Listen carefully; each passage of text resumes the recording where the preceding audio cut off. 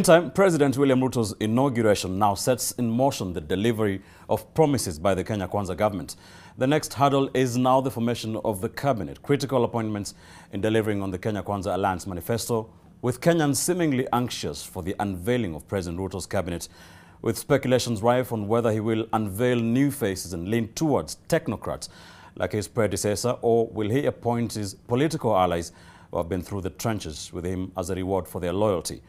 Will Ruto's government also set precedents on the implementation of the two-thirds gender rule as promised?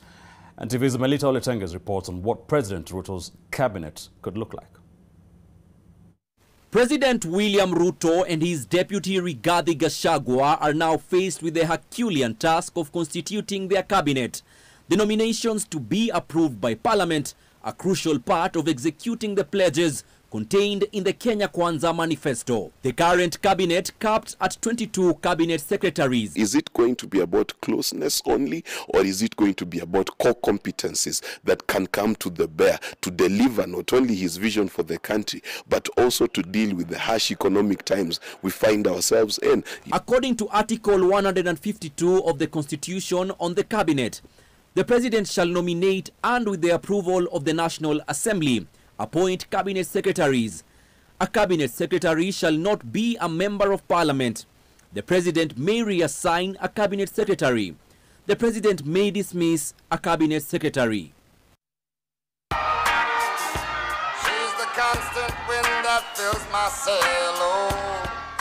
While it is clear that the ANC party leader Musalia Mudavadi will be the prime cabinet secretary, Ruto's cabinet list remains vague despite competing interest within the Kenya Kwanza alliance. Former National Assembly Speaker Justin Muturi, who dropped his presidential bid to support William Ruto, Kimani Ichung'wah, the MP for Kikuyu, Ndindi Nyoro, Kiharu MP, Alice Wahome, Kandara MP, Cleophas Malala, who lost in the Kakamega gubernatorial race, former Tharaka Nithi Senator Kithure Kindiki, former Kajiado South MP Kato Ole Metito, former governors Josephat Nanok, Salim Vuria, and Alfred Mutua are among politicians jostling for cabinet slots. Competition could only be if you come from a region where William foresees in 2027 he will need votes from that region.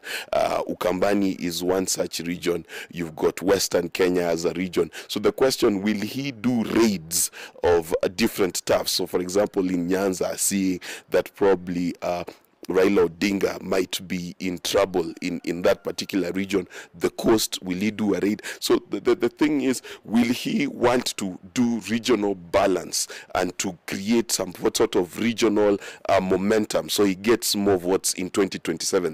Ruto signed a women's charter in June 2022, which shall be reviewed every 6 months to ensure strict implementation of his manifesto.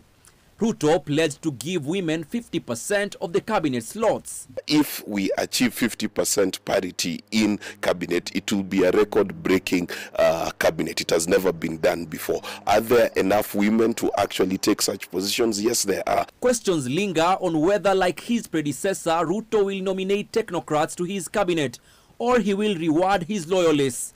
However, it shall be a tough balancing act to have a composite picture of the country in his cabinet.